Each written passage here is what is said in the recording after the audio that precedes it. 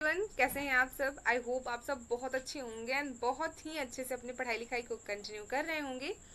तो आपने देखा होगा कि बीपीएससी टीआरई 4 में अब प्री और मेंस की बातें हो रही है और ये किस बेसिस पर कहा जा रहा है कि इस बार प्री और मेंस होंगे। आप यहाँ पे देखिए, आपके सामने एक लेटर है। इस लेटर को पढ़ते हैं एंड समझते हैं कि पूरी बात क्या है। और मैं एक चीज क्लियर कर दूं कि ये कोई फेक लेटर नहीं है, इस चीज को कंफर्म कर दिया गया है। तो ये आप इसके लिए टेंशन मत लीजिए कि ये नोटिस फेक हो सकती है, क्योंकि ऐसी कोई भी अपडेट हम आप तक नहीं पहुंचाएंगे जिसके बारे में हम खुद से सेटिस्फाइड नहीं होते। क्लियर। सबसे पहले देखते हैं ये एक, इसको पढ़िए, मैं पढ़ती हूँ, आप एक बार देखिए। यहाँ पे है सामान्य प्रशासन विभाग की तरफ से ये एक नोटिस था। इसमें विषय है बिहार लोक सेवा आयोग एकल चरण में आयोजित की जाने वाली परीक्षाओं को 2 चरणों में आयोजित किए जाने की स्वीकृति के संबंध में। यानी कि बिहार बीपीएससी जो है, जो अपनी एक एग्जाम, जैसे टीआरई में एक एग्जाम होते थे, उन उन एग्जाम्स को 2 चरणों में आयोजित करने जाने के संबंध में ये लिखा गया था। और अब क्या है इसमें, क्या इसको मंजूरी मिल गई है? तो जी हाँ, बिल्कुल। उपरोक्त विषयांक प्रासंगिक पत्र में आंशिक संशोधन करते हुए निर्देशानुसार कहा जा रहा है कि the Bihar public service commission, ये उसके पास रूल है, यानी कि उनके पास इस चीज की पावर है कि वो क्या कर सकते हैं कि उपरोक्त प्रावधानों से स्पष्ट है कि बिहार लोक सेवा आयोग स्वयं के द्वारा आयोजित की जाने वाली परीक्षाओं के मानक एवं प्रतिक्रियाओं को निर्धारित करने के लिए स्वतंत्र एवं सक्षम है।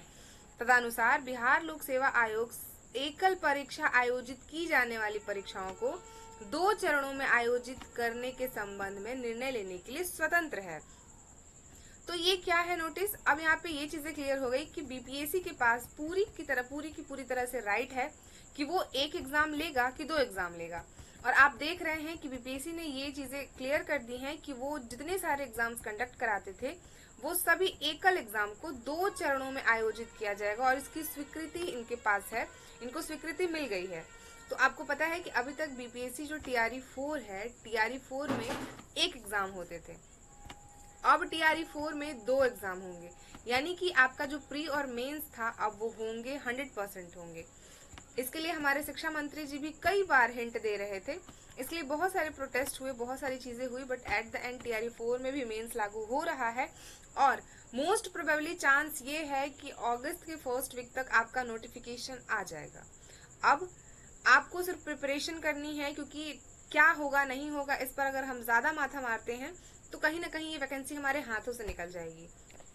अब सबसे बड़ी बात यह है कि हम पढ़े क्या, सिलेबस क्या होगा। तो देखिए, अभी तक कोई भी ऑफिशियल सिलेबस नहीं दिया गया है। इन्होंने ना ही अपने वेबसाइट पर, ना ही किसी नोटिस में ये चीजें मेंशन की है कि वो क्या सिलेबस होगा। इंसान पढ़े तो क्या पढ़े, बट हम इतना जरूर जानते हैं कि जब प्री और मेंस होगा तो ये ऑब्जेक्टिव फॉर्म में होगा, यानी कि ओएमआर फॉर्म में होगा। यहाँ पे ये चीजें मेंशन की गई हैं कि ये क्या करेंगे, जो मेंस लेंगे वो भी ऑब्जेक्टिव फॉर्म में होगा। यानी कि आप अगर प्री दे रहे हो, अगर आपने प्री दिया तो वो भी ऑब्जेक्टिव होगा, और अगर आपने मेंस दिया वो भी ऑब्जेक्टिव होगा। अब समझने वाली बात ये है कि जब हम पीआरटी 6 to 8 9 10 या 11 12 को देते थे, का पेपर देते थे, तो आपको पता है कि हमारे 40 नंबर के जीएस आते थे और उसके बाद आप अपने सब्जेक्ट स्पेसिफिक क्वेश्चंस को करते थे। अब ये क्या करेंगे कि प्री में उसी जीएस को बढ़ाएंगे, 40 नंबर से हो सकता है 100 मार्क्स का कर दे प्री जो जीएस है, और उसमें जो जीएस में पूछा जाता था मे बी वही चीजें पूछी जाए। एंड अगर आपका मेंस देखा जाए तो ये आपका सब्जेक्ट बेसिस होगा, जो आपके सब्जेक्ट 80 नंबर के होते हैं।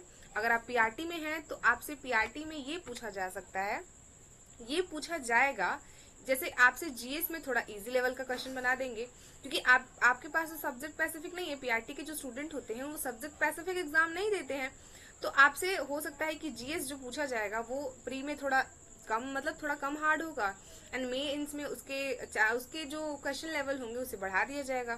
सेम चीज अगर आप 6 to 8 9 10 11 12 की प्रिपरेशन कर रहे हो तो आपको प्री में जो आपसे पूछा जाता है जीएस में वही रहने के चांसेस हैं, और मेंस में आपका सब्जेक्ट स्पेसिफिक क्वेश्चन पूछा जाएगा।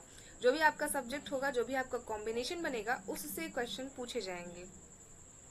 तो ये सामान्य प्रशासन विभाग बिहार पटना को सूचनार्थ एवं आवश्यक कार्यरत घोषित किया जाता है। ये पूरा का पूरा मामला था और इस पर ही आज बहुत सारे आपने न्यूज़ चैनल्स, बहुत सारे अपडेट्स में भी देखे होंगे। ये एक लेटर है जो बहुत ज़्यादा सर्कुलेट हो रहा है। तो जी हाँ, और हम ये नहीं कह सकते हैं कि सितंबर में एग्ज़ाम नहीं होगा। देखिए, थोड़े बहुत चांसेस तो हैं कि नहीं हो, क्योंकि अगस्त तक फॉर्म फिल करके और कैसे होगा क्या होगा, बट हम किसी चीज़ पे रिस्क नहीं ले सकते हैं। ये बीपीएससी है, ये बिहार है, यहाँ पे कुछ भी हो सकता है। तो हम अपनी प्रिपरेशन इसी तरीके से करेंगे कि हमारा 20 से 25 सितंबर को ही एग्जाम है। इस बार प्री और मेंस होंगे, तो इसके लिए आप अपने कमर की पेटी और कुर्सी की पेटी बांध लीजिए, क्योंकि हमारे कितने भी करने के बाद भी, हमारे अथक प्रयासों के बाद भी प्री और मेंस लागू हो गया है। तो अगर हम सिर्फ बैठे रहेंगे कि क्या होगा कैसे होगा, उसके चक्कर में आपको पता भी नहीं चलेगा, नोटिफिकेशन आएगा, एग्जाम होगा और जिनको सेलेक्ट होना होगा वो हो जाएंगे।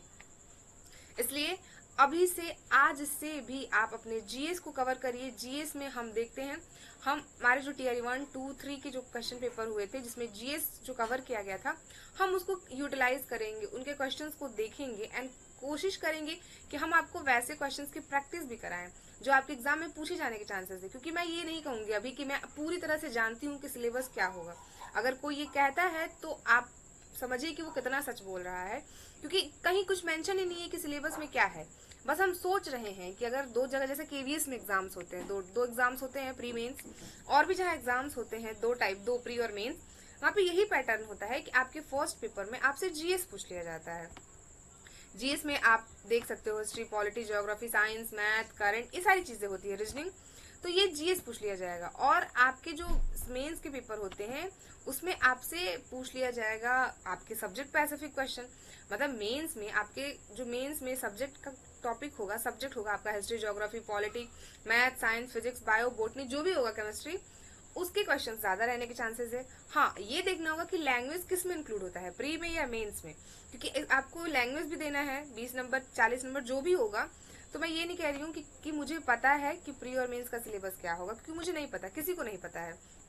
लेकिन हम इस चीज की उम्मीद रखते हैं कि यही सिलेबस होने के चांसेस हैं, क्योंकि हम अक्सर यही देखते हैं कि मैक्सिमम प्री और मेंस में यही सिलेबस होते हैं।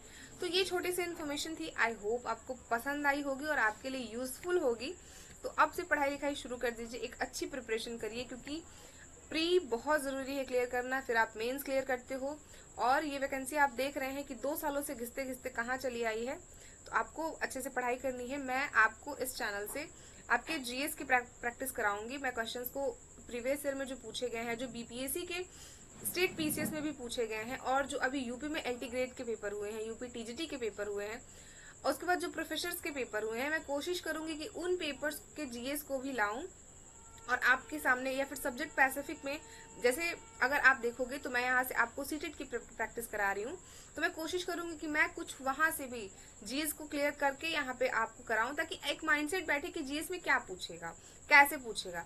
क्योंकि इस चीज के बारे में किसी को कुछ नहीं पता है अभी, बस सब तुक्का लगा रहे हैं कि ये होगा वो होगा। देखिए, ऐसा है कि एक पैटर्न होता है। अगर कहीं किसी भी एग्जाम का आप प्री देखोगे तो प्री में यही पूछा जाता है आपसे, जीएस के कुछ क्वेश्चंस होंगे, साइंस के कुछ क्वेश्चंस होंगे, मैथ के होंगे, रीजनिंग के होंगे, करंट के होंगे, यही होता है। तो इसलिए हम लोग ये मान रहे हैं कि ये चीजें तो होंगी ही होंगी जो जनरली होती है। मेंस में आपके सब्जेक्ट स्पेसिफिक होंगे, जो आपका कॉम्बिनेशन बन रहा है। अगर आप 11th 12th में हो तो 11th 12th में आपके 80 नंबर आपके सब्जेक्ट से हो जाएंगे, और 6 to 8 9 10th में आपका जो भी होगा सब्जेक्ट कॉम्बिनेशन बनेगा, उस हिसाब से हो जाएंगे। तो ये छोटी सी इन्फॉर्मेशन थी। अब बस नोटिफिकेशन भी बहुत जल्द आ जाएगा, और बीपीएससी में इस बार प्री और मेंस लागू हो रहे हैं, एईटीओ वाले पेपर में भी हो रहे हैं। अब क्या है चीजें अब आपके सामने हैं। तो इसी के साथ मैं मिलूंगी आपसे क्लासेस में एंड नेक्स्ट इन्फॉर्मेशन के साथ। तब तक के लिए अपने उन दोस्तों के साथ इसे जरूर शेयर करिए जो इस बार टीआरई 4 देना चाहते हैं।